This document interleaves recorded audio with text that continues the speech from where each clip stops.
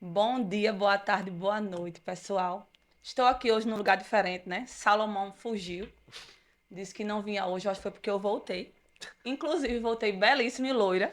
Não sei se vocês perceberam que eu curti o meu verão europeu e voltei diferente. Eita, cada dia Estou aqui, pior. João está no lugar de sempre, né, João? E aí? Como sempre, no lugar de Tava com sempre. saudade de mim?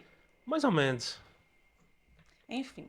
Hoje, nosso entrevistado, colega Pedro Matias, que eu vou deixar ele se apresentar, porque ele está parecendo um pouco tímido aqui. Vou deixar ele falar um pouquinho para a gente introduzir ele aqui na galera. E aí, Pedro? Tudo Tudo bem? Tudo bem, como é que Tudo tá, certo, Pedro? João, Micaela, todos os nossos internautas, telespectadores, ouvintes, para quem é de rádio. Ele é como jovem, eu, tá, eu sou gente? Ele só extremamente. fala assim, né? Mas Não, ele é é jovem, tranquilo. 25 anos, né, 25 e Pedro? tal, alguns cabelos brancos. O governo tem destruído a minha vida, mas nós vamos. Então conta aí sua escolha de querer destruir sua vida logo cedo. Não foi bem uma escolha, né? Um chamado, uma missão, né? Uma É. coisa assim, não programada que nos Ele levou também é até aqui. espírita? Igual a Não, Salomão? não, Não? não, É não, espí- não, sou não. Sou não. É Pedro Cruz. Eu não sei se você assistiu, mas teve um episódio que Teve um veio episódio de aqui. Pedro Cruz, porque ele chegou. Assisti alguns cortes, gente. Pronto, aí ele chegou, rapaz. Salomão foi pra reunião de política, né? E começou a perguntar e fez aí. Como é? Salomão foi Cadê Luciano. Luciano Agra? Ninguém nunca mais viu ele. Ele faleceu, rapaz. Morreu.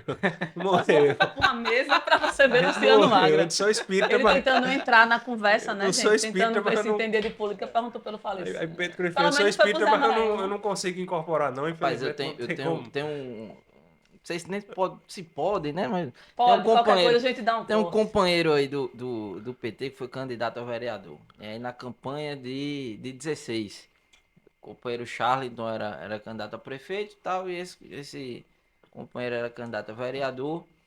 Eu não vou citar o nome dele, né? Tudo bem. Mas a base dele era em Mandacaru. E aí ele comprou uma maior briga. Você sabe que para encaixar agenda de proporcional numa campanha majoritária é complicado.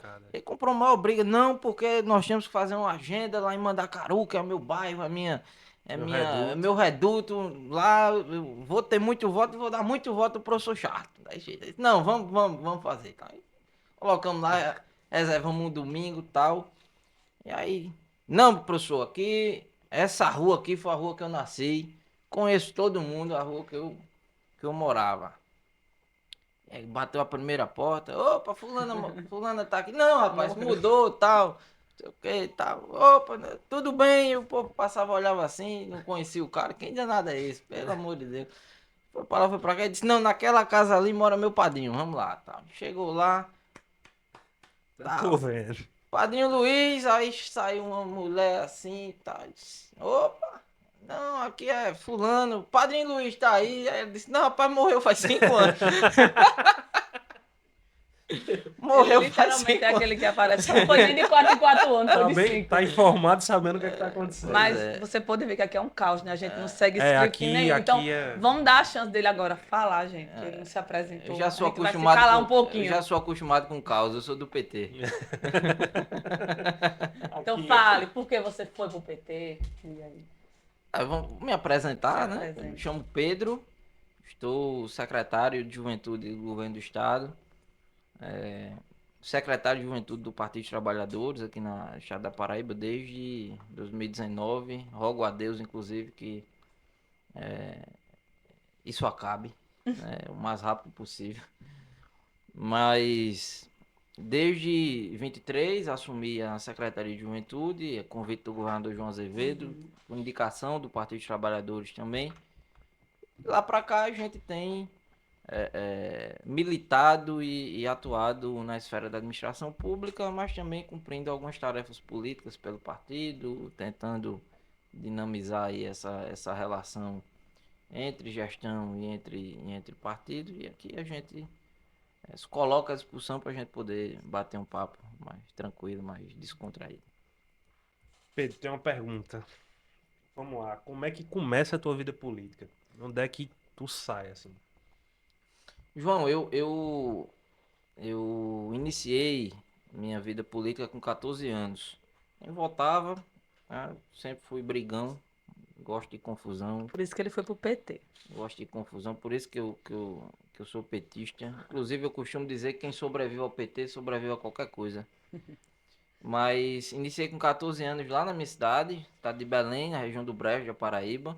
A gente, à época, criou a Associação dos Universitários e Secundaristas de Belém. Aqui que gosta disso. Fazíamos oposição à gestão posta à época. É, E aí uma das principais bandeiras que a gente discutia era o transporte universitário, a bolsa universitária. O prefeito encaminhou à época uma lei para a Câmara Municipal criando a bolsa universitária, mas nunca pagou. E aí o mote da nossa atuação enquanto organização do movimento estudantil era exatamente isso: pagamento da bolsa universitária, transporte universitário. Nós temos um município que é cercado por universidades, né? Nós temos universidade em Guarabira, Bananeiras, Araruna, Campina. Areia, Campina Grande, João Pessoa, que não é tão longe, fica 1h30, Rio Tinto, Mamanguape, ali aquela divisão. Então a gente trabalhava à época exatamente por isso, para que o jovem universitário belenense que não tinha condições de sair do município, morar fora, pudesse Teu ali transporte. ter o transporte, ter minimamente condições de acessar o ensino superior. Então foi uma das bandeiras que nos trouxe para o início da trajetória política, do ponto de vista da construção política estudantil, política social. Política partidária eu vim fazer já com 16 anos, quando me filiei no PT, em dezembro de 2016. A gente tinha acabado Lá em Belém lá em ainda. Belém, a gente tinha acabado de sair do período eleitoral, ainda na ressaca do golpe contra a presidenta Dilma Rousseff. E aí, tomei uma decisão, disse, não, eu gosto disso aqui, vou vou me filiar no PT, eu gosto disso, eu me identifico com isso. E aí eu costumo dizer que é uma das frustrações que eu carrego na minha vida, é que eu nunca tive direito de assinar uma ficha de filiação no Partido dos Trabalhadores. Eu me filiei à época, o PT tinha acabado de lançar a modalidade de filiação pelo site. Porque a presidenta do diretório municipal, ela me odiava. Por questões de grupo político, a gente era de um grupo diferente do dela. E você sabe que o PT tem muito grupo, É. tal. E ela sempre me enrolava. Não, eu perdi a senha do sistema, não sei o que, tal. E eu, tá. E quando o PT lançou a filiação online, disse, não, eu vou me filiar no PT. Mas além disso, ela agora arrumou um problema. Ela pegou em bomba. Deu certo? Ela pegou mesmo? Além de me filiar, eu vou chegar lá. Além de me filiar, com um mês depois, nós realizamos o primeiro congresso da Juventude do PT no município. Eu filiei 30 jovens junto comigo. Tá. E Ela aí, não queria nenhum. Agora ela arrumou dor de cabeça. e aí a gente criou, e o Estatuto do PT garante a autonomia de organização Da juventude. da juventude, garantia estatutária. Então, a eleição de um secretário de juventude no PT independe de quem está ocupando A cadeira de a presidência. cadeira de presidente. E aí, quando nós realizamos o congresso, eu fui eleito secretário municipal. Dias depois eu encontrei ela numa audiência pública na Câmara. Ela, que coisa é essa? Vocês fazem aí um evento do partido e não convidam a presidente? Aí eu disse, presidenta, Não precisa a não. juventude é autônoma, eu não preciso da senhora. Aí, um ano e meio depois, o PT convocou nacionalmente o que a gente chama de PED, que é o nosso processo de eleições diretas. Isso já em 2019, que a gente está vivenciando novamente agora o PED em 2025. E ela já estava reeleita, não poderia concorrer à reeleição, tentou de toda forma fabricar uma candidatura lá no diretório municipal, alguém ligado a ela, tudo mais, mas eu disse, não, eu sou candidato. Eu sou candidato e com aval de grupo estadual, da direção estadual, do grupo da gente que estava comandando o partido. E foi pra lá, foi pra cá, e tentou se mexer e tal, não sei o quê. Acabou que ela chamou-me pra uma reunião e disse, não, eu vou votar em você. Eu disse, tá pegado, minha presidenta. É uma satisfação imensa ter o O seu rancor voto. passou, são amigos Uma, agora. uma construção histórica que a Peguei na senhora tem palavra. aqui no município. Não tenho nem palavras para agradecer pelo seu gesto. Tá, Vou pra pegar lá, na palavra eu- agora. tá pego. Tá resolvido. E aí ela votou em mim. Ela não queria que eu me filiasse, mas acabou. Cedendo. Todo mundo virou Tendo que amigo votar. agora? Não, a gente continua com a relação problemática. Há quem diga tóxica. É, cada um no seu canto, né? Mas tu também cursou direito, não foi, Pedro? Foi. Eu saí do ensino médio direto para a faculdade de Direito. Eu estava até conversando com uns amigos hoje. Eu tenho duas paixões na minha vida. Um é Direito e outro é Economia. E aí, Bem, e aí quando eu passei no Enem, eu fui aprovado em Direito na Universidade Estadual, em Economia na Universidade Federal da Paraíba. E eu fiz uma escolha. Eu disse, não, vou cursar Direito, depois eu vejo o que é que eu faço aí para essa outra área, para a questão da economia, um mestrado, algo assim Então quer do dizer que você foi tipo. igual a Ariano Suassuna, né? Não sou bom de conta, não vou fazer Não sou bom engenharia. de conta, Não não vou gosto de fazer. abrir Não sapo, não gosto vou virar também. médico. Não vou virar Sobrou médico. Não, direito. sobrou direito. Pelo Vou lá. menos a gente tenta Vou lá ver o que é que dá. o que é que dá. ele mais da metade dos que cursou, né? É. E aí tu Mas não passou. gostou de... De quê? Não segue, não quer seguir, preferiu a Quero. política. Não, Os não, dois. não. É porque o direito ele tá muito ligado com política. É quase Não, mas aí visceral, né? eu vou colocar. Que é uma coisa que inclusive usam de forma negativa, um adjetivo que me usam dentro do PT, meus opositores, de forma negativa. Eu sou um burocrata. Eu não sou aquele cara de, de disputa eleitoral. Eu vinha conversando com um colega.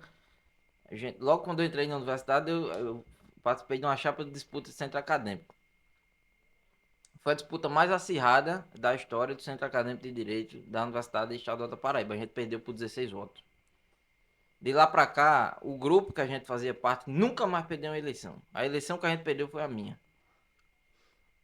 A Mas tu eleição, não é pré-candidato? a eleição que a gente perdeu foi a minha. E aí eu disse, não vou disputar esse negócio mais não. Aí fui pra burocracia, aí fui coordenar a eleição, contar voto, coordenar a chapa e tal, tudo mais. Eu sei que teve uma eleição de um companheiro. E aí ele disse, Pedro, como é aí? Vai dar certo, tal? Eu tô preocupado. Aí eu olhei pra cara dele, eu disse, meu irmão, vá dormir sossegado, que você tá eleito. Ele disse, como é que tu sabe? Eu disse, eu contei os votos. Aí ele disse, quantos votos eu votei? Aí eu disse, você vai ter entre 130 e 150 votos. Ele disse, você tem certeza? Eu tenho.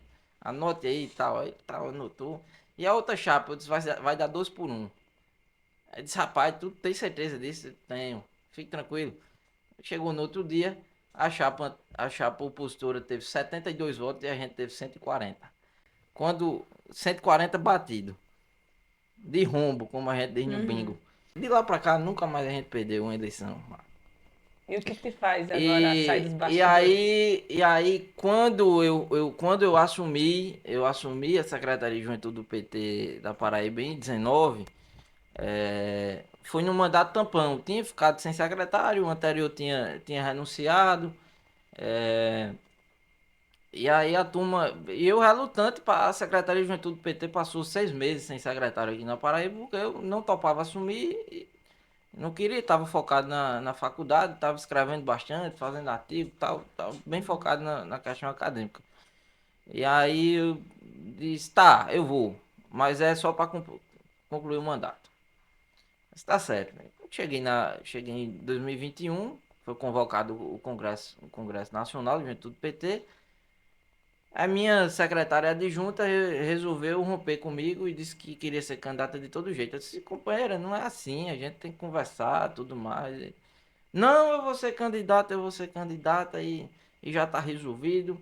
E eu vou ganhar. Você não vai ser candidato. Aí apareceu outro com apoio de. Eu tô contando porque é informação pública, né? Apareceu outro candidato com apoio de Anísio Maia, deputado à época, e de Frei Anastácio, também deputado. E a minha adjunta com o apoio de Ricardo Coutinho, que tinha acabado de se filiar no PT. Aí os caras disseram, rapaz, vamos, vamos torar tudo na emenda aí, viu, na eleição. Eu disse, rapaz, eu não sou nem candidato, como é que vão? Não, agora eu sou candidato. Agora eu sou candidato. Eu me encabulei. Foi quando eu fui reeleito. Minha reeleição, na verdade, foi porque eu me encabulei, não queria ser candidato e vieram pra cima de mim, pra me tirar do circuito lá. Eu disse, não, agora eu sou candidato. E aí eu fui candidato contra 2 deputados e um ex-governador. E fui eleito com 74% dos votos no primeiro turno. Mas antes eu chamei os dois e eu disse, eu vou. A época eu gostava de brigar, né? Eu disse, eu vou acabar com vocês. Na eleição, no bom sentido. Uhum. Quando terminou lá a composição a composição proporcional, que o PT tem isso, você lança uma chapa e tal, e você tem lá a proporção de representação na instância conforme a quantidade de votos que você teve. É basicamente uma eleição proporcional, uma eleição comum, né? E aí eu chamei o companheiro lá que teve o apoio dos 2 deputados, que a gente chama de ala mais à esquerda do PT. Eles são a ala mais radical, radical no bom sentido, né? Eles têm uma visão mais puxada para o socialismo dentro do partido. Eu chamei ele e disse, bichão, como é que é o negócio aí? Tu teve esse percentual de voto, tal, a gente teve esse. Eu quero combinar contigo. Eu não vou fazer chamada de Não vou fazer chamada de composição da instância. Eu vou escolher os cargos junto com você e, e a minha antiga adjunta eu vou colocar ela para ser vogal. Aí eu disse, não, tá pegado, tá certo. Fechou. Fechou. Aí eu Algo olhei para bonito. ela e disse, olha, eu não disse a você? Aí ela olhou assim e disse, eu disse, eu cumpro com o que eu digo. Aí eu disse, eu tô vendo isso. Eu disse, hoje ela é minha aliada. Aí hoje a gente não tem problema. Porque Acontece. afinou e tal, e E aí tem que ser assim na política, e né? No aí, fim, todo mundo se junta. discussão dentro do partido é bem tranquila, bem de boa, né? A gente briga, depois a gente tá Então, tomando cachaça é e isso que eu tô tal. dizendo. Pra partida é É, quase igual dentro de uma casa, pô, uma família. Depois exatamente, você vai brigar. Agora, se falar da porta pra exatamente. fora, você pode preparar que vai vir todo mundo pra cima de você. É exatamente desse jeito. Pedro, outra coisa.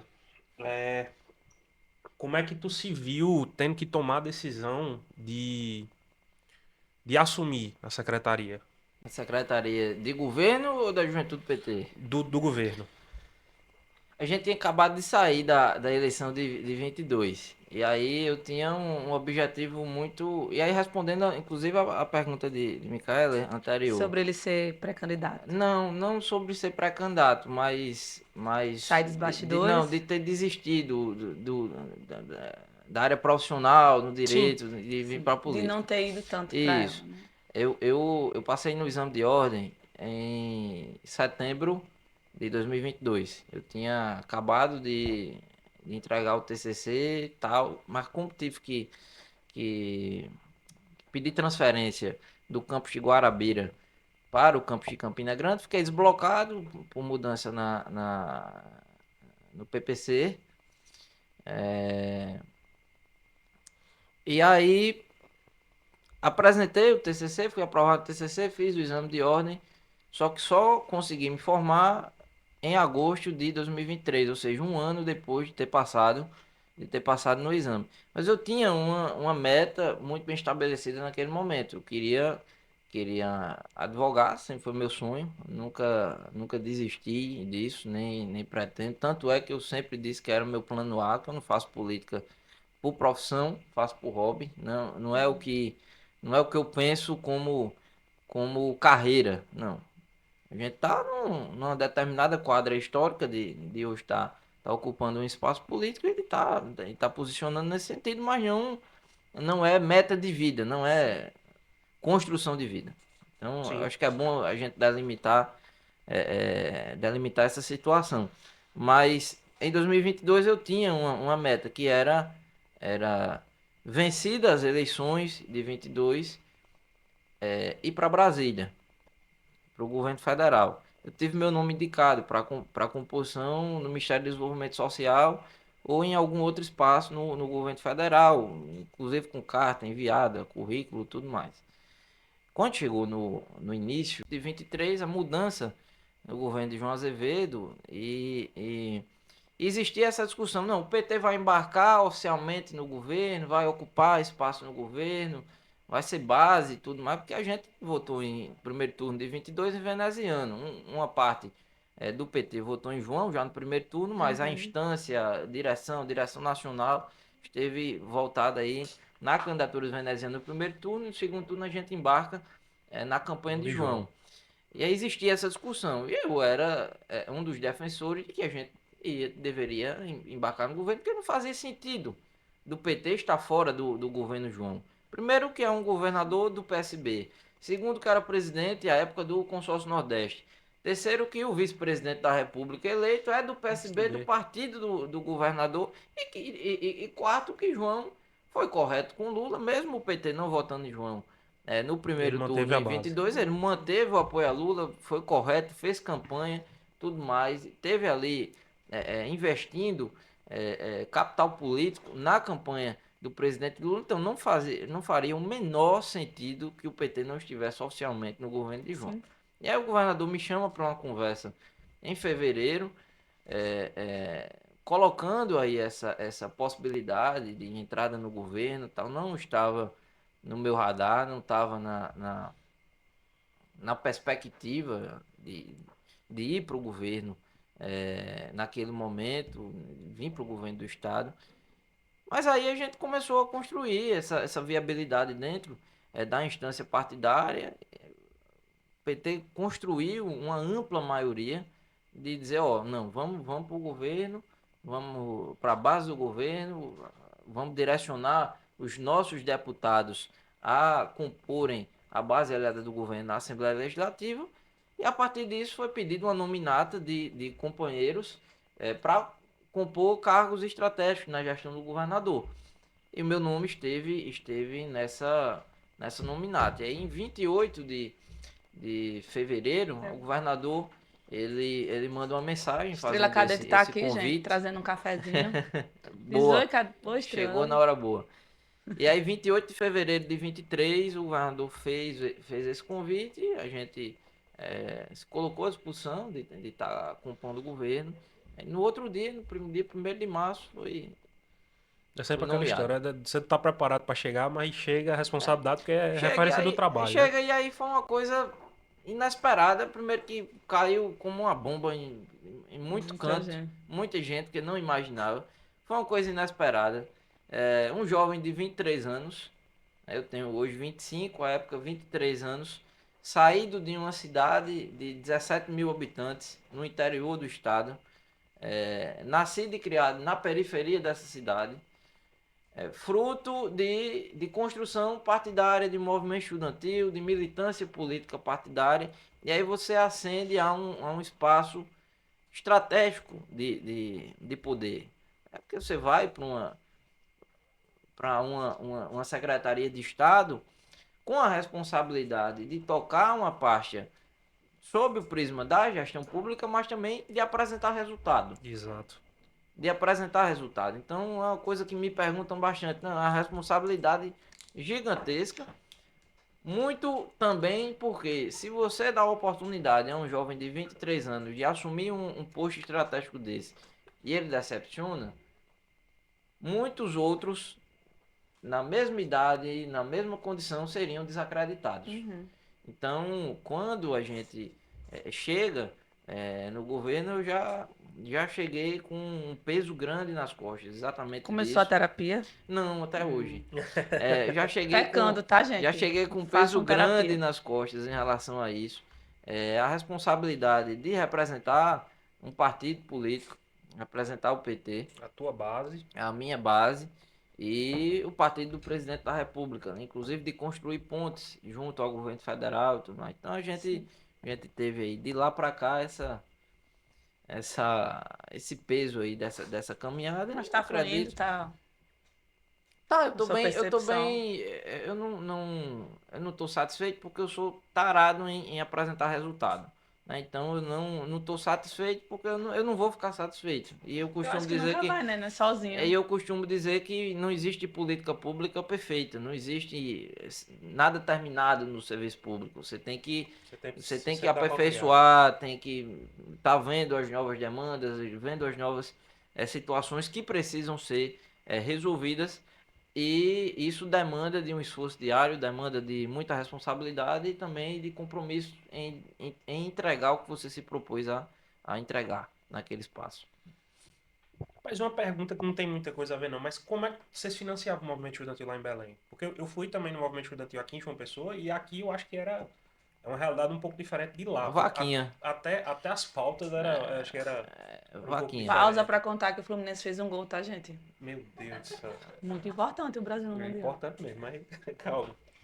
Porque aqui geralmente a pauta da gente era. A gente já tinha uma estrutura maior pela história que o Hum. FPB tem, então o pessoal da UJS ajudou muita gente na época para montar diretório, para poder fazer base, para poder, sabe, sempre tentar, ó, deixar tudo o mais organizado possível. Eles davam muito apoio para abertura de centro acadêmico e diretório acadêmico. Então, eu peguei muito uma base do pessoal do IF, na verdade. O pessoal do IF que me ajudou muito a abrir o DCE da faculdade que eu fui presidente, né?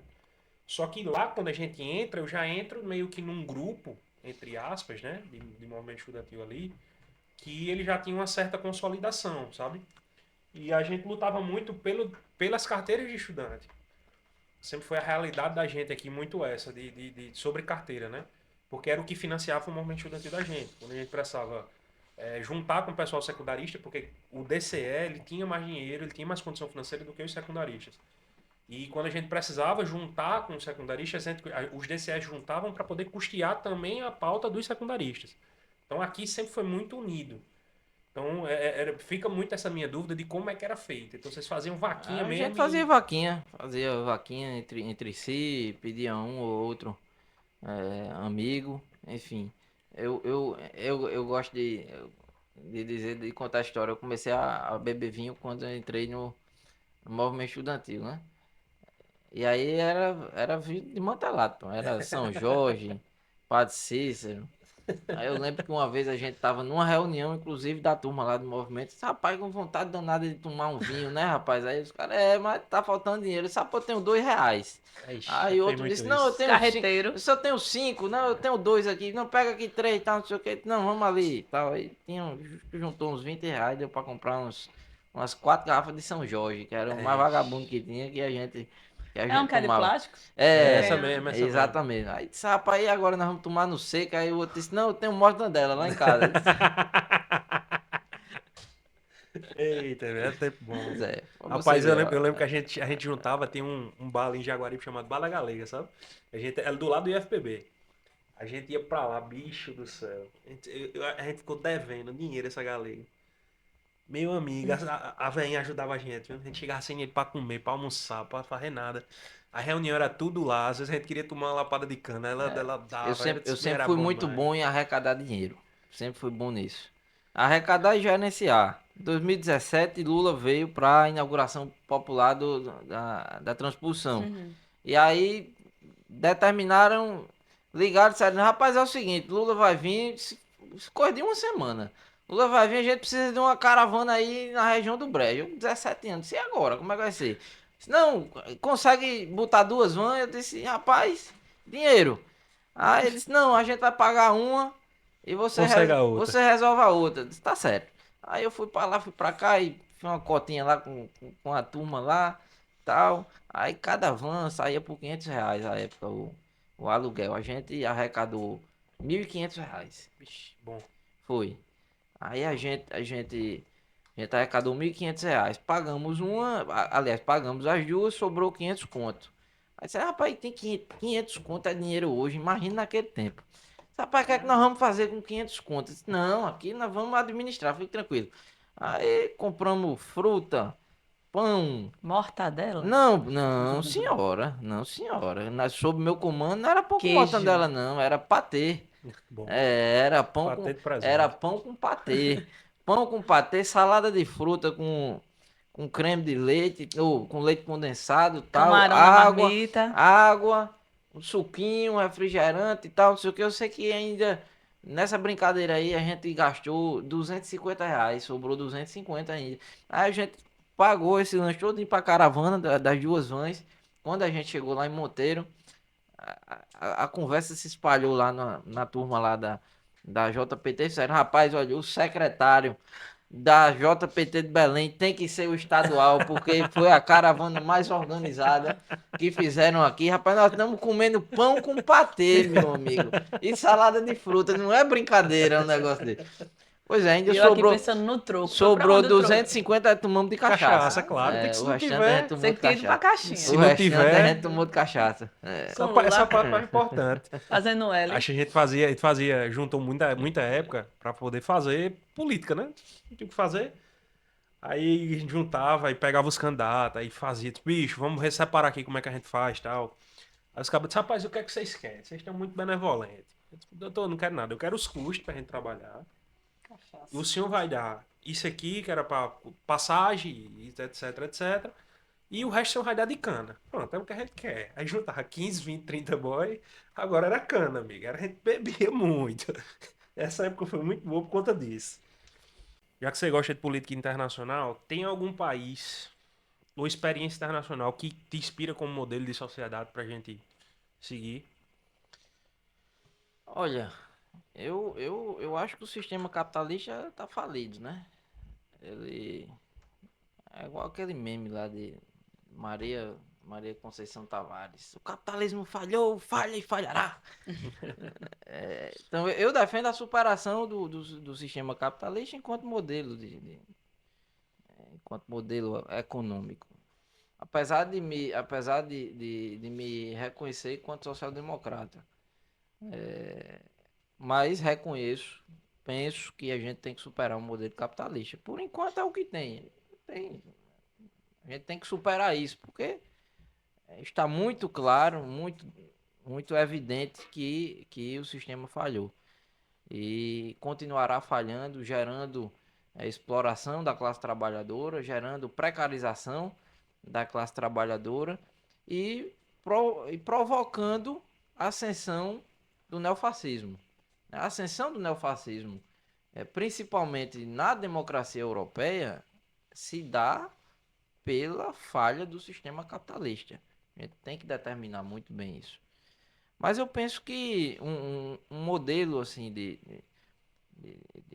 gestão, né, de Estado, um modelo de Estado que eu admiro bastante é Portugal. Eu acho que funciona bem em termos de entrega do Estado para a população. E mesmo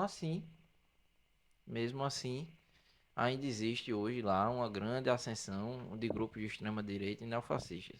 Isso do ponto de vista interno, né, do ponto de vista de entrega do governo para a sociedade. Eu acredito que seja um modelo interessante de ser visualizado. Vai ter eleição lá, inclusive, esses meses, né? Sim.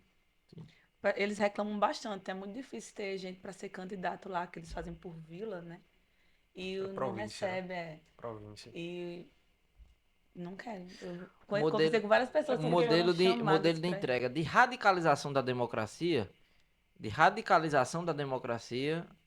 penso, penso que Cuba é um modelo interessante de radicalização da democracia. Apesar de ter suas contradições. Sim. Porque isso aí é, isso aí sempre vai existir. As contradições sempre irão existir. Mas em termos de radicalização da democracia, eu acho que Cuba é uma experiência bem interessante. Da vivência da sociedade num ambiente político, eu acho arretado. Eu tive conversando com alguns colegas meus, né? Tem um que inclusive mora lá em Portugal. Ele falou que lá a classe política está muito descredibilizada, mas que o Estado ainda funciona muito bem. Você não vê. A educação é muito boa e você não vê aquela parte de literalmente a ausência de Estado, que é você não ter regra, facção. Você sabe que o Estado entra muito bem, funciona muito bem em todo canto que vai. Mas ele disse que a classe política está muito descredibilizada lá. Por isso que provavelmente deve ter essa reclamação. Mas tá bem, bem perigoso com, acho que são os muçulmanos que estão lá. Tá, da escola mesmo, tá bem E você sabe, complicado lá. você sabe que eu acho extremamente, eu acho extremamente interessante o modelo parlamentarista. E principalmente nas democracias europeias, porque e é uma coisa que eu discuto inclusive dentro do PT. Por exemplo, muita gente que vota em Lula se auto-reconhece enquanto lulista, certo? Nunca me reconheci enquanto lulista. Eu sou petista. Sim. Existe uma diferença muito grande. O Brasil tem uma tradição da política paternalista, clientelista. Não, a gente tem a figura do líder ali e tal, tudo mais. Não. Lula é é a nossa expressão máxima de disputa eleitoral, né, que o PT apresenta para a sociedade, para a disputa da sociedade, tudo mais. É Lula. Isso aí é indiscutível. Mas Inclusive pela representação uma histórica dele, né? representação histórica e tudo mais, mas me reconheço enquanto petista. Eu acho que é muito interessante que na Europa a turma não vota no candidato, vota no partido, Exato. Pelo ideal do partido. pelo que o partido representa, pelo que o partido defende. Então pouco importa se é Haddad, se é Camilo Santana, se é Fátima Bezerra, se é Rui Costa. Você tá votando no PT. Você quer café? Aceito, Aceita? aceito. Adoçante ou açúcar? Açúcar, que eu não sou saudável. Pegou uma xícara ali? Eu acho que. Não, tem aqui. Ah, não, Botou tá água com aí? Tá água. com água. Então, Então, tá bom. Pegar uma xícara a e gente- pedir açúcar. Pé da Churinsta açúcar. Tá lá Cadê a embaixo nossa açúcar. estrela guia? Os bastidores hoje estão. É. Chama a estrela cadente aí. Aí o problema é dele. Enfim, vamos voltar, né? vamos lá. E aí você- Aqui é causa. Aqui é daí E aí pra você pior. vota no partido. Eu acho que é interessantíssimo. Você vota no partido, você não vota no candidato. Então, se o partido teve 30% dos votos, então 30% lá do parlamento vai ser ocupado pelo partido. Pronto. Pelaquela marra ideológica e de conceito que é apresentado na hora da sociedade e para as urnas. Eu Tá. acho isso extremamente interessante. Aí você vai me perguntar: parlamentarismo funcionaria no Brasil? Não. Então, eu ia lhe fazer outra pergunta. Flávio Dino falou um tempo atrás que ele queria entender o que é que a gente vive. Se é um parlamentarismo, um presidencialismo ou a democracia lá brasileira, né? Qual é a tua visão disso? Porque, sinceramente, e aí eu vou dar a minha opinião, que como entrevistador você não tem que dar a opinião antes do convidado. Mas assim, eu acho que para guiar mais para você entender onde é que eu vejo e o assunto que eu queria tocar é assim, a gente vê hoje uma dificuldade do presidente muito grande de conseguir governar. Isso é um fato, seja qual presidente for. O poder do parlamento está muito alto, o custo do parlamento está muito alto e esse preço está caindo sobre a própria gestão. Você não consegue mais empenhar a emenda, a verba onde você quer, porque você tem um custo muito alto do parlamento que vai botar a emenda Pix lá para qualquer lugar onde o parlamento entender que tem que ir. E hoje, se você não agrada, virou aquele bebê chorão, o parlamento. Se você não agrada os interesses do parlamento, você não vai conseguir votar, você não vai conseguir fazer nada. Isso seja Lula, seja qualquer outro presidente que venha pela frente, a história vai se repetir porque a gente, infelizmente, adotou esse modelo de parlamento que a gente tem agora. E essa é a pergunta que eu quero fazer para você. O que é que você está entendendo dessa situação? Qual é o tipo de democracia que o Brasil está vivendo hoje? Porque, na minha visão, a gente tem mais um parlamentarismo do que um presidencialismo efetivo. Já que a gente consegue, inclusive, aplicar a verba pelo parlamento. Deixa eu te dizer. O Brasil hoje vive um regime de sequestro. Isso aí é muito claro, muito dado, muito evidente. Mas o parlamento brasileiro, ele assumiu esse papel de protagonismo com uma crise sistêmica do presidencialismo de coalizão. E isso começou lá no processo do golpe contra a presidenta Dilma Rousseff, inclusive com o amigo de Hugo Mota, Eduardo Cunha, né, que foi presidente da Câmara dos Deputados, e que golpeou a presidenta Dilma Rousseff. Eduardo Cunha, à época, aprovou diversas pautas-bomba e criou o que a Bota bomba. gente e criou o que a gente chama hoje de emenda impositiva. Ou seja, criaram lá um biombo determinando que cada parlamentar teria uma cota do orçamento da União e aquela cota ali ele iria utilizar. À época tinha critérios, hoje não tem mais, mas ele iria utilizar de forma impositiva. O que ele dissesse que ia ali, o Poder Executivo tinha que ir lá e executar. O que eu considero que é inconstitucional.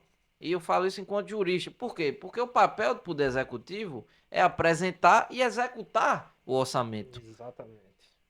O Congresso Nacional não tem que ter capacidade de execução orçamentária pelo que determina a Constituição Federal. Isso é uma excrescência. Nós vivemos hoje no Brasil o que eu chamo de parlamentarismo orçamentário. O Congresso, além de aprovar, executa. Executa o orçamento. Onde é que é cabível que um deputado tenha a capacidade de determinar que 50, aliás, às vezes até 60 milhões de reais de emendas por ano vai ser usado da forma que ele bem entender. E onde ele quer. E onde ele quer. Sem um mínimo de transparência. Sem um plano de trabalho apresentado. Sem cumprir minimamente os princípios da administração pública. Legalidade, impessoalidade. Então eu espero, sinceramente, existe essa discussão hoje, e aí eu, quando eu não estou fazendo nada, eu costumo ligar a Globo News em casa e escutar tudo que é mais diversos tipos de comentário. Mas eu espero hoje que a pressão que estão tentando fazer no Supremo Tribunal Federal, principalmente em cima do ministro Flávio Dino, não surta efeito. Porque agora, de fato, as emendas parlamentares estão sendo discutidas. Ó, como é que é isso aí? Nós somos um país presidencialista, mas quem dita o orçamento da União é o parlamento, é a Câmara dos Deputados. 60 bilhões de reais de emendas só em 2025. Você anda nos ministérios em Brasília, o ministério não tem dinheiro. Não existe mais dinheiro nos ministérios. A discricionariedade do Poder Executivo está acabada. Eu não sei, Está acabada. Eu não sei se Então, acompanha, mas tem muito órgão que a gente tá sem custeio. não tem custeio. Não Muito tem órgão custeio. Tá sem custeio. Não tem custeio. Você não tem custeio, você tem uma tal de crise fiscal fabricada, porque não entra na minha cabeça. Não entra na minha cabeça. A conta é muito simples. Nós temos o parlamento com menos de 60 bilhões de reais de emendas por ano. Nós temos 860 bilhões de reais de renúncia fiscal. No Brasil. Nós temos o IGF, que é um imposto determinado pela Constituição, que o parlamento se digna A não votar. a não regulamentar através de lei complementar. Você tem bilionários que pagam 2% de imposto de renda, enquanto eu pago 27,5% de imposto de renda. Esse é o modelo de país que a gente quer? Essa é a funcionalidade do país que a gente quer? Então isso tem que ser muito discutido de forma muito clara, muito tranquila, muito franca com a população brasileira. Se o Congresso de fato vai funcionar como o Congresso da mamata, ou se o Congresso vai funcionar cumprindo o que determina a Constituição. E aí eu discuti isso mais cedo, inclusive não entra na minha cabeça que o Nubank pague um imposto diferenciado do que o Bradesco, que é banco do mesmo jeito. A diferença é que um é fintech e o outro é banco. Não entra na minha cabeça que as bets que estão acabando com a vida das pessoas, que a turma aí tá viciada em aposta, acabando com casamento, se matando, enfim, destruindo famílias, destruindo vidas, continuem sem o mínimo de imposto justo para esse tipo de operação financeira. Então a gente tem que discutir o modelo de país que a gente quer e o parlamento que a gente quer. Qual o tipo de parlamentar que a gente quer que seja eleito em 26? Qual a nova correlação de forças que tem que ser apresentada na Câmara dos Deputados e no Senado Federal aliás, no Senado Federal a partir de 2026. A gente tem que discutir. E a gente tem que discutir isso em cima de pauta, em cima de parâmetro. Dizer o que é que essa turma está defendendo. O que é que estão fazendo do Brasil? É normal que seja destinado para uma cidade do interior do Maranhão, por exemplo, como está sendo investigado aí. Arrancaram os dentes de 3 vezes mais a população da cidade, meu irmão. Com um orçamento secreto. Era três Com um bocas pra cada orçamento cidadão. secreto. Quantas bocas? 3 bocas para cada cidadão arrancado. Chega um deputado e um percentual do orçamento, lá de emendas, você faz o que quer, você faz um Pix, emenda Pix. Tá bonito agora essa descrição, emenda Pix, eu faço aqui, eu acho até que ele abre no celular dele lá, o aplicativo bancário lá, e faz lá, emenda Pix Então, diretamente. É a assisti favor, né? ontem. Você é a favor da taxação das grandes fortunas? A favor da taxação das grandes fortunas, a favor da taxação de lucros e dividendos, a favor da criação do imposto sobre herança, a favor da taxação de bets e de bilionários. Sim. Porque esse país não pode continuar na esculhambação que a gente vive hoje. Nós hoje somos um paraíso fiscal para rico. Hoje a gente é um paraíso fiscal para rico, porque não tem o menor cabimento que um bilionário pague 2% de imposto de renda no Brasil. Não tem o menor cabimento que o dono do Itaú, que o banco lucre bilhões de reais e a pessoa física, o dono, não seja taxado, porque não existe imposto sobre lucro e dividendo no Brasil. Só existem 2 países no mundo que não existe imposto sobre lucros e dividendos. É o Brasil e a Estônia. 2 países no mundo. E a gente vai continuar desse jeito? Imposto sobre herança, sobre transferência de herança, em países da Europa, chega a 40%, salvo engano, na França. Chega a 40%. Corrijam-me se eu tiver errado. Eu não tenho. Aqui chega a 8%. Chega a 8% aqui. E TCMD Paraíba 8%. Então, o problema é o quê? É que não existe parâmetro lá fora? Existe. Parâmetro, inclusive, em países que são colocados como países de primeiro mundo, comparados ao Brasil. Comparados ao Brasil. E a gente vai continuar dessa forma porque o nosso parlamento, que é majoritariamente formado por milionários, se acham no direito de legislar em causa própria. Eu assisti ontem Lindenberg Farias aqui em Cataguiri, sabe? E um podcast, inclusive, muito interessante. Quem questiona muita coisa Lindenberg, e um dos questionamentos foi sobre a posição de Gleisi Hoffmann sobre essa emenda Pix. Querendo ou não, o projeto é dela, né?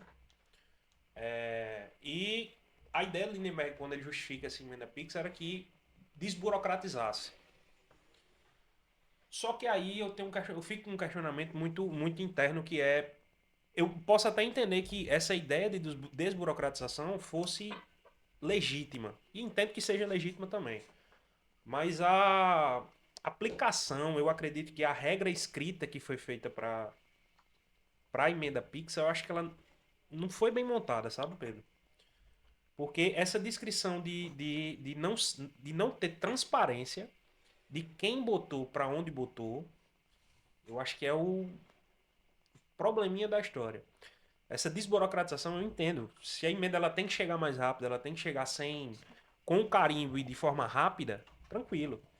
Mas sem a transparência de onde vai, para onde vai, eu acho perigoso, inclusive. Rapaz, eu vou te dizer, e aí não vou dar nome aos bois. Mas eu cheguei num determinado ministério na minha última ida a Brasília. E aí um amigo meu lá que é diretor desse ministério, ele me chamou e disse: Pedro, vem cá, porque eu vou te mostrar um negócio. Chegou lá, pegou um documento lá, tinha umas 20 folhas. Tá? Passou folheando assim e tal. E tabela, era o plano de trabalho de uma emenda. Aí ele mostrou lá, disse: identifica aí o erro. Eu comecei a olhar o plano de trabalho, a tabela de descrição do custo. Não sei quantos milhões para aquisição de material. 500 mil reais para folha de pessoal do projeto, tudo mais. Aí tinha lá 1 milhão de reais, correspondia a 20% da emenda. E a descrição dos R$ 1 milhão lá. Devolução do deputado. Putz.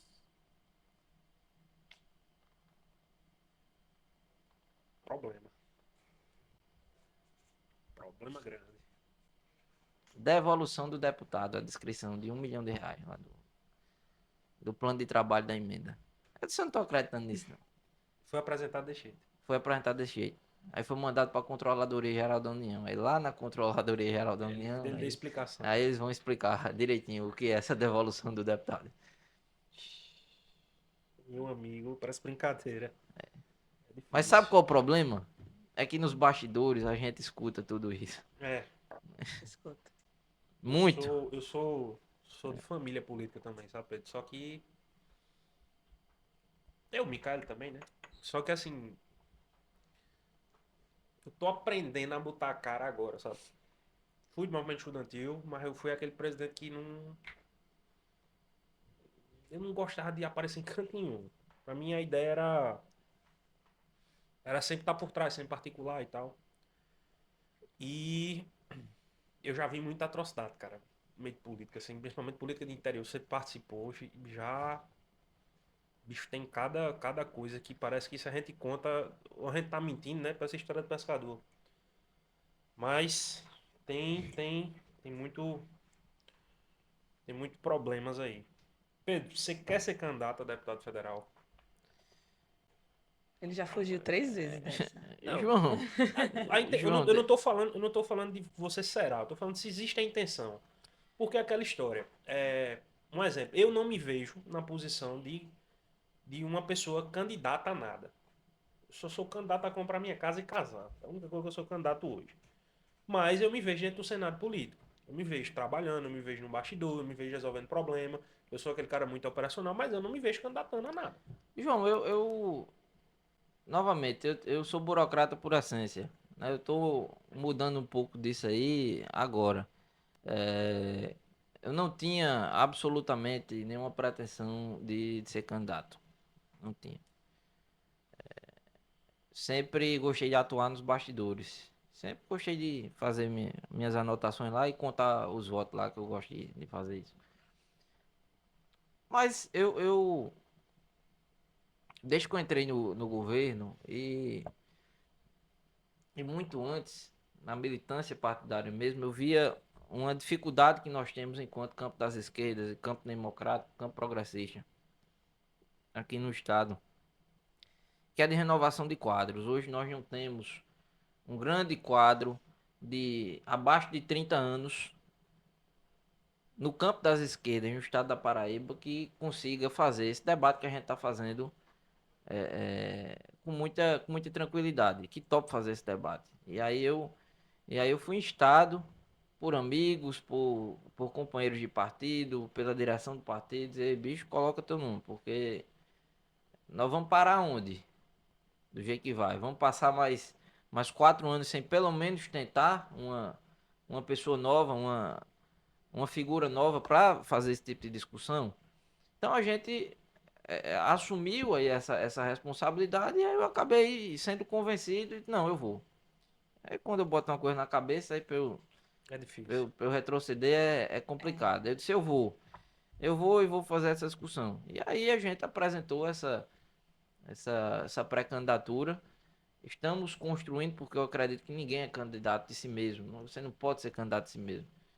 Você tem base. Você tem que ter Você base, tem que projeto começar com a base. político, construção política. Eu acredito que a gente, a partir desse momento agora, vamos intensificar, mas a gente tá indo nesse caminho. Eu costumo dizer que sua campanha começa na sua base. Se você não olha pro seu pessoal e o pessoal olha pra sua cara e diz assim, vamos, você não vai pra Mas todo canto mundo nenhum. consegue, né? Unir o Você grupo, não né? vai pra canto nenhum. Acho que é sabido a gente do meio da política desde novo, que tá bem, todo mundo tá decepcionado, tá difícil trazer os jovens, como você acabou de falar. E na secretaria, como é que você consegue? Nem todo mundo tem um chamado, como você disse ter. Então, como é que tá trazendo hoje esses jovens para cá?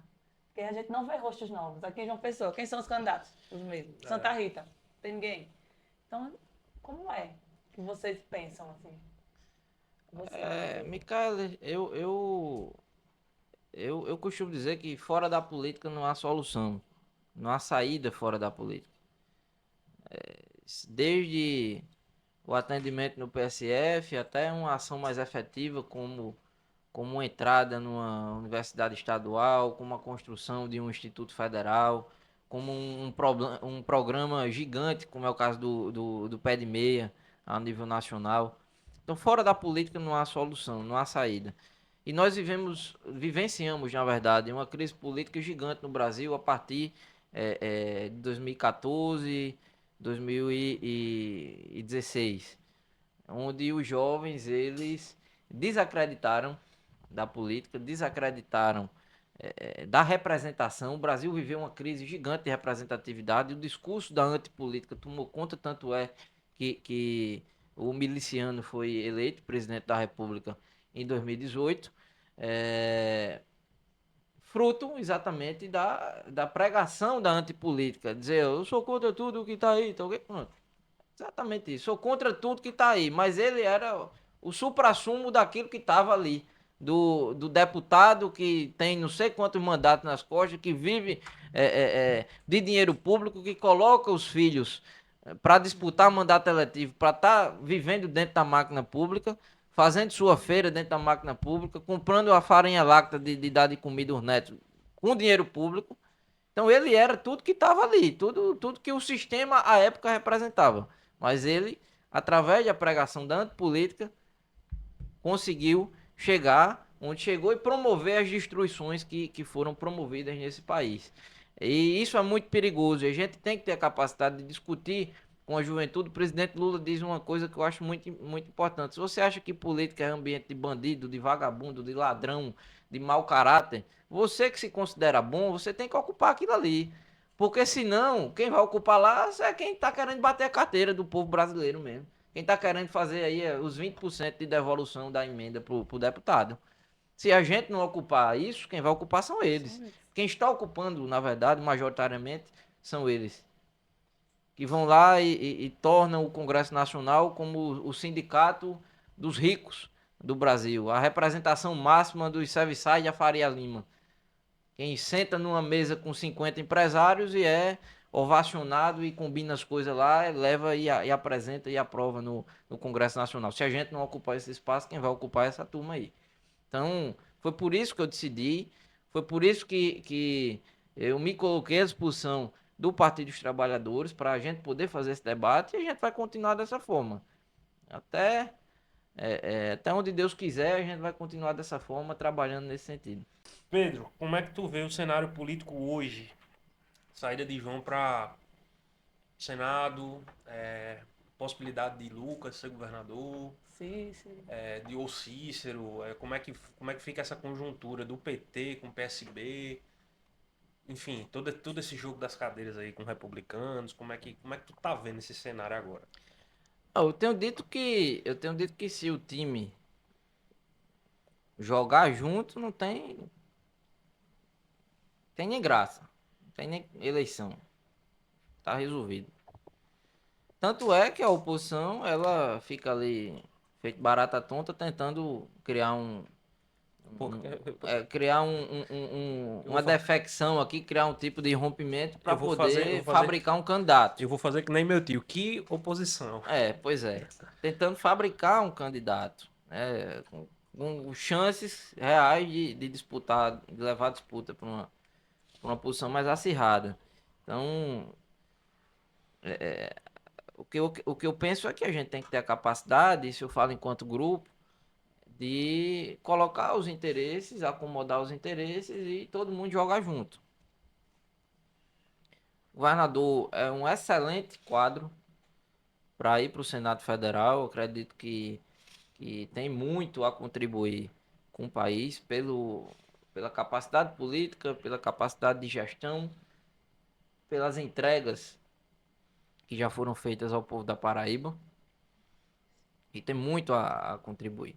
Agora, o que a gente precisa entender é qual o tamanho de cada força, como é que cada força vai figurar, colocar os interesses particulares, individuais, abaixo do projeto de grupo.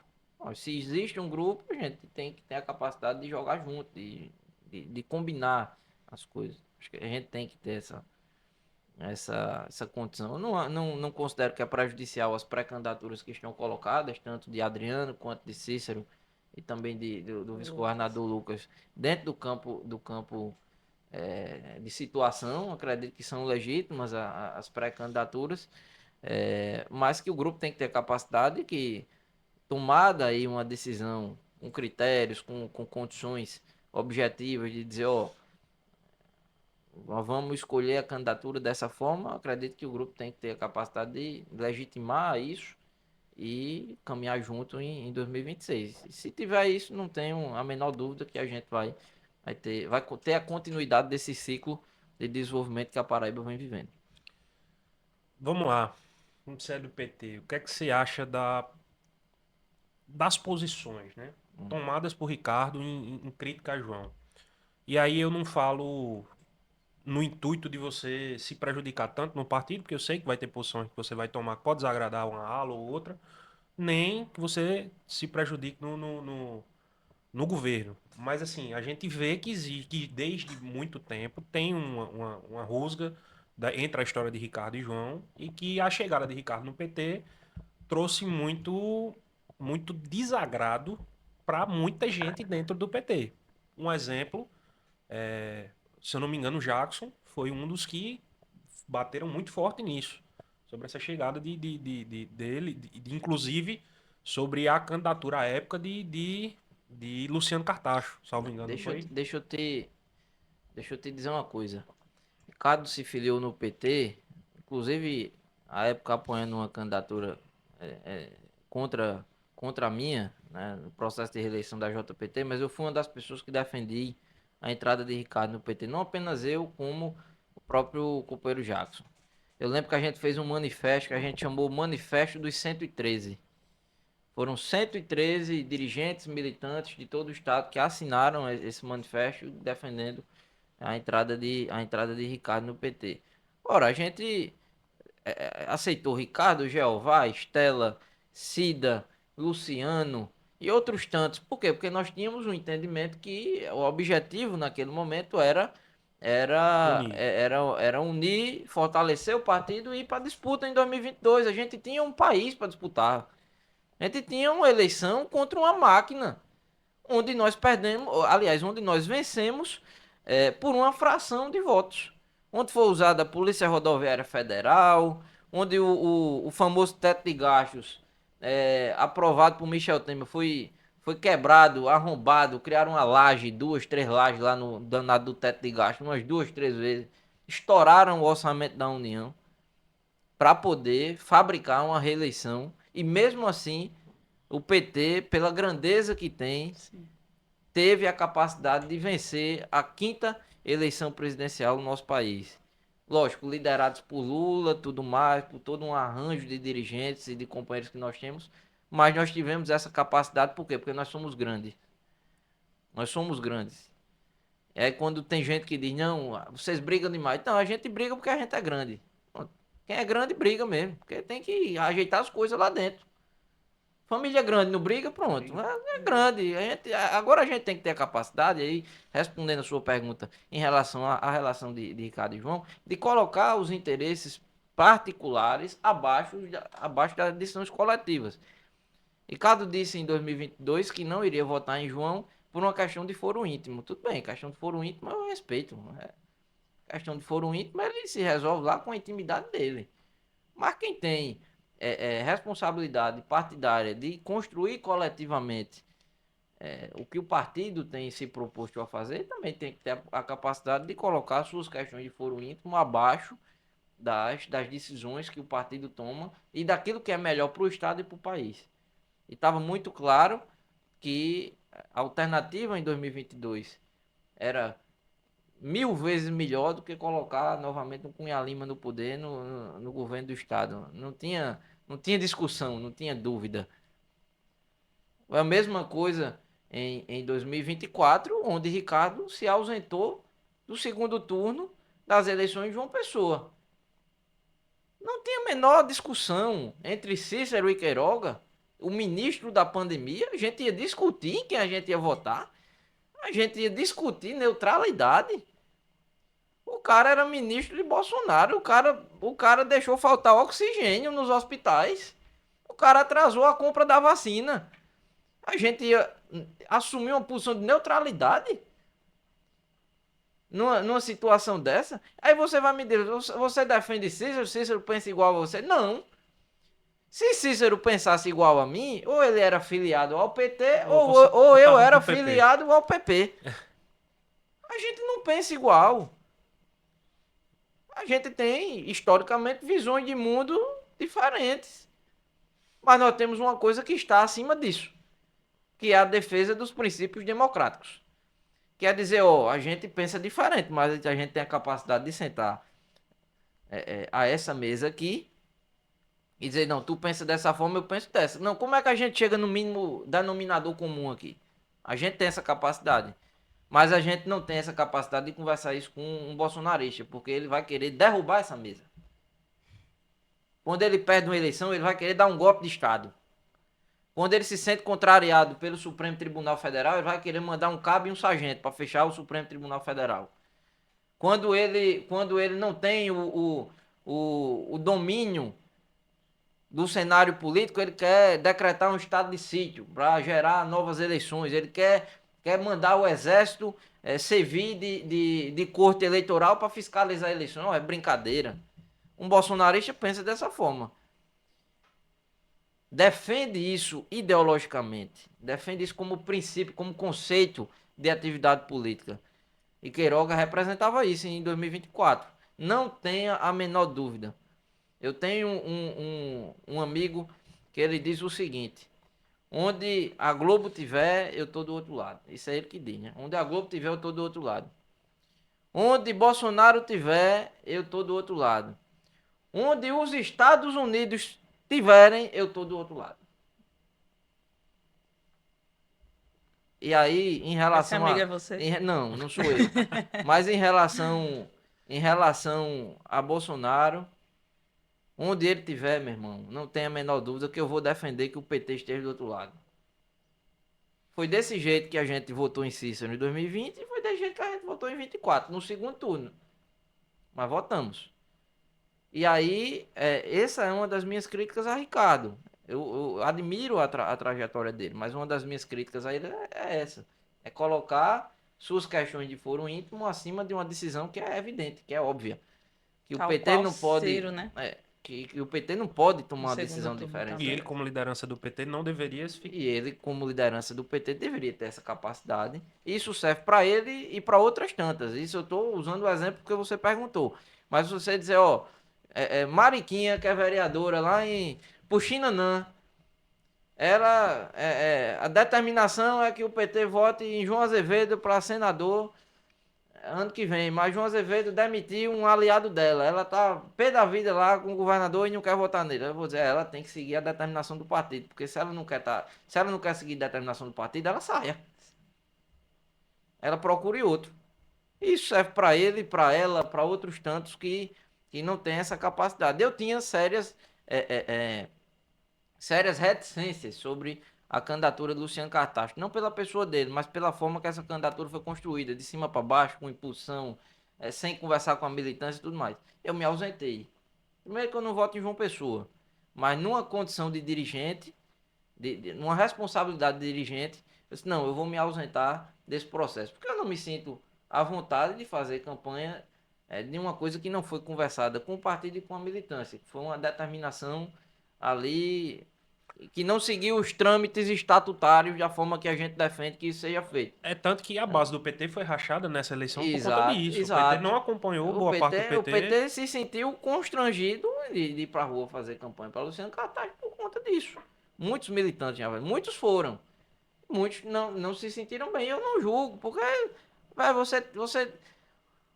Lula foi candidato em 2002, mas pouca gente sabe. Mas Lula disputou prévia para ser candidato em 2002. Na eleição que ele venceu. Lula disputou uma prévia com Eduardo Suplicy, que também colocava o nome dele para ser candidato a presidente. Então, se Lula, que é Lula, teve a capacidade de disputar uma prévia interna dentro do partido para poder ser alçado Porque Luciano não teria, a né? candidata a presidente, porque Luciano, ele achava que é um ser iluminado para não se submeter às regras partidárias de ser candidato. Então, assim, a gente tem que ter a capacidade de ganhar dentro do partido e de perder também. E de perder também, e quando perder, se submeter à decisão que o partido tomou. Eu tenho uma ressalva muito grande e sim, também admiro muito a trajetória de Ricardo, porque ele foi um excelente prefeito, um excelente governador. Isso aqui eu acho que nem o pior opositor possível pode negar que ele mudou a cidade de uma pessoa. Com todo e qualquer problema que ele pode ter tido, ele mudou a cidade de uma pessoa, a cidade de uma pessoa é outra coisa. Mas tem uma coisa que eu não perdoo o Ricardo. Foi ter se candidatado ao Senado, sabendo que não poderia, ou que haveria o risco de não conseguir assumir. Isso aí eu não vou perdoar o Ricardo. Enquanto base de governo, eu não perdoo o Ricardo por isso. Porque hoje a gente tem Efraim Filho no Senado, graças a uma possível responsabilidade de Ricardo, que eu, na minha opinião, humilde opinião, entendo que ele não deveria ter tomado essa posição. Mas aí, como eu estou dizendo, é uma posição minha Sim, sim, e sim. eu não, enquanto Eu base de governo concordo. também, eu não acharia responsável que ele tivesse feito isso. Mas vamos lá. Numa, numa possível uma possível reconjuntura. Isso aí não tem mais a ver com o PT. Eu tô falando em grupo contra o governo, né? Como é que você vê essa... E aí eu entendo essa ideia de unidade quando você diz do grupo, mas assim, a gente tem visões muito parecidas, mas algumas um pouco diferentes, inclusive quanto a essa questão de governo. Eu acho que a gente, enquanto governo, a gente precisa ter um pouco de responsabilidade com aquilo que a gente fala. Principalmente quando a gente está falando de pré-candidatura interna. Como é que você vê as reações e as posições, por exemplo, de Adriano Galdino sobre lançamento do grupo? Porque a gente vê Adriano sendo muito combativo sobre a posição dos republicanos para que o republicanos tenha mais uma vaga e aquela coisa toda, sendo que a gente já observa que dentro da conjuntura atual tá tudo muito bem encaixado, tá tudo muito bem fechado. Como é que tu vê o risco dessa quebra dentro dessas falas de Adriano? Primeira coisa que eu não vejo risco de quebra. Isso aí é Não, normal. de quebra eu tô forçando um pouco, mas Isso é a segunda esse coisa é que desgaste, né? que cada jogador ele tem sua forma de jogar. Tem jogador que joga como atacante, tem jogador que joga de outra forma, que joga parado. Então cada jogador tem a sua expertise, tem a sua forma de jogar. E na política não é diferente. Tem gente que joga parado, tem gente que joga brigando, tem gente que joga blefando, tem gente que joga dizendo que vai fazer, mas não faz, tem gente que joga só dando as coordenadas. Na política tem tudo isso. Eu particularmente, eu já joguei em posições diferentes. Eu já joguei brigando, que eu acho que na política, quando você briga, você tem que saber qual a briga que você vai comprar. É a primeira coisa. Você tem que saber qual a briga que você vai comprar, mas na briga você cresce. Se você comprar a briga certa, você cresce. Você vai pra cima e sai de outro tamanho. Aí você tem que saber a briga que você tá comprando. Mas também hoje eu prefiro jogar parado. Prefiro jogar tranquilo, tô ali, acompanhando o movimento. Se a bola chegar, pá. Dessa forma. Então cada jogador tem sua forma de jogar. Eu acho que a Adriano é uma pessoa muito correta com o governo. Adriano, inclusive, dá sustentação ao governador na Assembleia. O governador dorme tranquilo toda noite. Lula não dorme tranquilo. Em fazendo comparação. O Lula não dorme tranquilo toda noite. O governador dorme. Porque a Assembleia é pacificada, tranquila. Então a posição de Adriano de lealdade, de coerção ao governo é uma coisa que precisa ser destacada. Eu admiro muito isso nele. Mas ele, enquanto agente político, enquanto um nome que tá colocando uma pré-candidatura, ele tem toda a legitimidade de disputar isso, assim como o vice-governador tem, porque se João se afastar para ser candidato a senador, Lucas vai E ser assim, alçado ao patamar do governador. E se ele é o não candidato, quem tem que escolher isso aí, ele e o grupo, né? ele e o grupo também. Ele e o grupo também. Então, a gente tem que respeitar o espaço de cada um, entender que cada pessoa joga diferente, mas ter, no fim, não esticar a corda até o final e no fim saber que todo mundo tem que continuar junto. Eu penso que tem que ser conduzido dessa forma. E respeitar o tamanho de cada partido e a importância de cada partido. Não é concebível para mim, por exemplo, que os partidos do campo progressista estejam fora dessa discussão. Que o PT, que o PV, que o PCdoB estejam fora dessa discussão em relação à composição da majoritária. Eu acho que a gente tem que estar, sim, dentro dessa discussão. A gente tem que figurar nessa discussão. Por quê? Porque nós somos um campo importante que contribuímos com a vitória desse projeto em 2022 e que estamos governando o país. Então, é fundamental que o campo democrático, o campo progressista esteja na mesa de negociação em relação à montagem da majoritária em 2026. Mas respeito as pré-candidaturas colocadas, as posições de cada um e acredito que cada um tem um perfil diferente de fazer política. Diz aí, tem mais alguma que você queira fazer? Não. Então puxa o seu. Pessoal, hoje a gente vai tentar uma coisa aqui que minha amiga Alana fez. A gente vai fazer um ping-pong com o Pedro. E aí, Pedro, pode começar? Oxi, Vai responder ligeirinho. espero. Vai pensar muito não, viu? Qual foi o maior perrengue que você já passou em campanha? Em campanha, desinteria. Tem alguma música que define a campanha? Que define Uma campanha, pré-campanha? Uma campanha? uma pré-campanha. Um Uma jingle? música que define uma pré-campanha. Sabe que eu sou fã de jingle, né, velho? Eu Eu escutei isso. sou fã de jingles, uma coisa. Já tá pensando no seu? Já tô pensando no estilo, né? Tô pensando no estilo. Mas o jingle de Lula em 2002, eu acho ele muito, muito interessante. Qual? O Lula lá? O Lula lá é um pedaço, né? Porque o jingle É. completo não é esse. Vou cantar um trechinho, tá? Canta. Ele dizia assim: não dá pra apagar o sol, não dá pra parar o tempo, não dá pra contar as estrelas que brilham no firmamento, não dá pra parar um rio quando ele corre pro mar, não dá pra parar o Brasil quando ele quer cantar. Bote essa estrela no peito, não tenha medo ou pudor. Agora eu quero ter você, te ver torcendo a favor do que é direito, da decência que restou, a favor de um povo pobre, mas nobre e trabalhador. É o desejo dessa gente querer um Brasil mais decente, ter direito à esperança de uma vida diferente. É só você querer, é só você querer. Yeah, yeah. E o amanhã assim será. Bote fé e diga Lula, bote fé e diga Lula, eu quero Lula.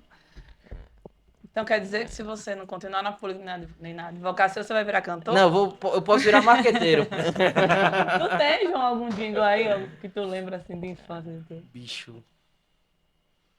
Até porque na época que eu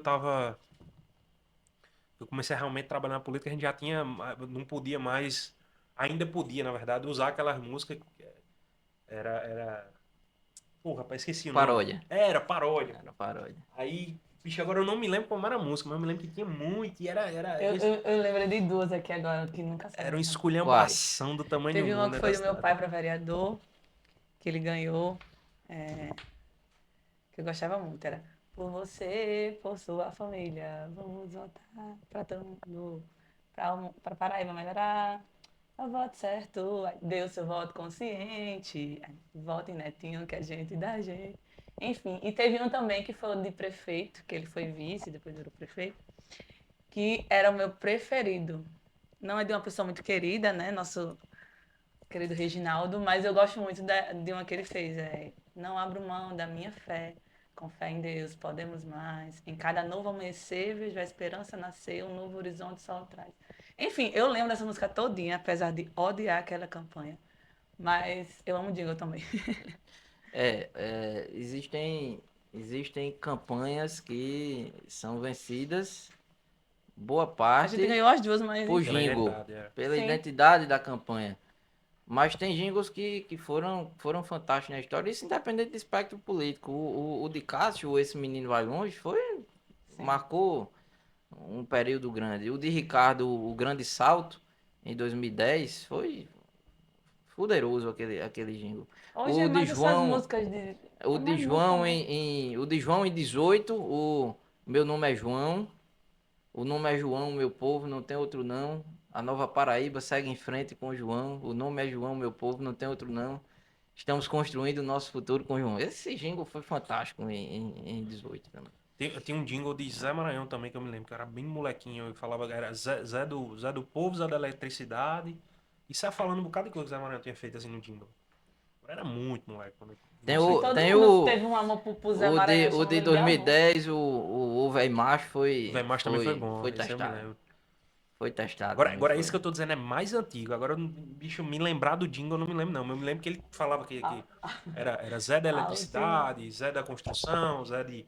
Isso é falando um bocado de coisa de Zé a Maranhão. última coisa que eu lembro de Zé Maranhão é aquele debate que ele ficava chamando o Célio de Luciano. É a mesma coisa?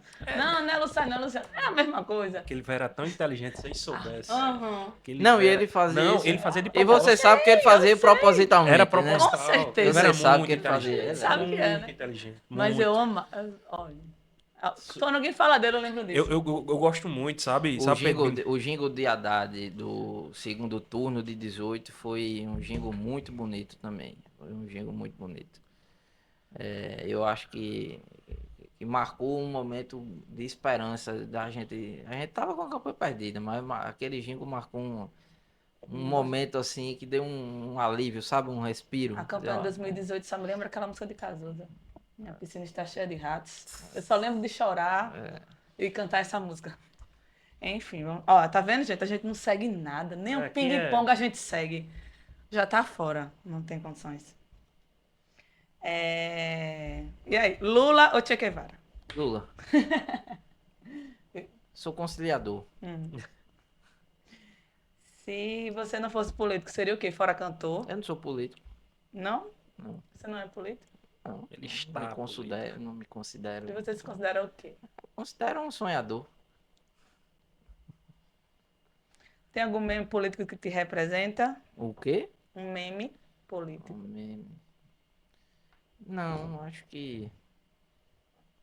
Não, só O Pernalonga comunista. Nossa. Aquele de Maria Conceição Tavares. O capitalismo falhou, falha e falhará. Se você visse um terreno vazio, você ia invadir? Depende, se fosse improdutivo, talvez invadisse. Não, gente, eu tô brincando, a gente vai cortar, tá? Tá bom, um recado em uma frase para quem acha que política não muda nada. Fora da política não tem solução. Já tá dado o recado. Tem alguma coisa para falar? Quer deixar algum recado? Não, não posso pedir voto ainda, né? É considerado campanha antecipada, então Não pode. ano que vem, quando eu estiver candidato, a gente volta aqui Desde já você já está convidado. para poder Fique à pedir o vontade. voto, né? Pode vir. Fique à vontade, você já está convidado. Se precisar aqui da gente, tá à disposição. Eu agradeço, pessoal, pelo bate-papo, foi bacana, bem descontraído, estou à disposição para voltar mais vezes. A próxima, eu acredito que Salomão esteja aqui, aí é pior ainda. Tá? Ah, Piora muito muito bom. aqui a situação. Ele porque poderia vira falar de uns caos. mortos, talvez virasse aqui, né? Um centro espírita, um hospital, uma mesa branca, mas Se tudo bem. perguntarem algum morto, você diga, só informa, ó, morreu, não morreu, está mais aqui entre pandemia. nós. Você chuta que foi na pandemia? Foi na pandemia. Morreu, não está aqui mais entre nós, mas infelizmente, né, não se preocupe. Enfim, gente, muito obrigado pela audiência de todos. Não estou acostumado com essa parte, mas dê um like, compartilhe. Dê um like, compartilhe. Vão lá no nosso Instagram, que não está bombando. Vocês estão indo me seguir no meu pessoal e não estão indo pro do podcast, gente. Pelo amor de Deus. Eu já sou ruim mexer em rede social, mais não mexo em nada. Enfim, vamos lá, gente. Muito obrigado pela audiência, pela paciência. O papo hoje foi massa e vamos para a próxima. Beijo e Até a abraço a próxima. todos. Valeu! Beijo.